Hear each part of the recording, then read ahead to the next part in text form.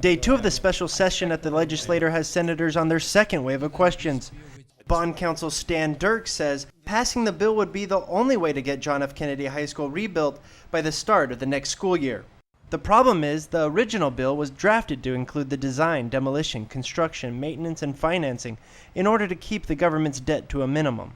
The bill that was passed 2 years ago has features similar to a bill that was passed and authorized for elementary schools, and we actually accomplished that financing.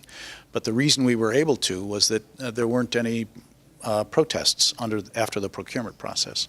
So you might say we got lucky that time.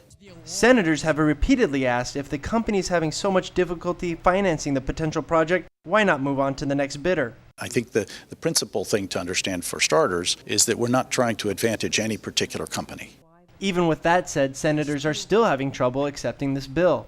I still refuse to believe that there's only one way to rebuild JFK, and the only way is this bill. I refuse to believe that. Dirks boils down the problem that IBC or any bidder that takes on this project will face at the bond market. Do you think a bank would lend you money if they thought that your obligation to repay that loan could be declared invalid? And that's really the essence of the problem that we're facing, is that investors don't want to take that risk. If this bill does not pass, the school will go back to a rebid, and legislation would have to separate the financing from the construction when it is proposed, a process that could keep the JFK High School empty even longer. For Guam Newswatch, I'm Baldo Besic.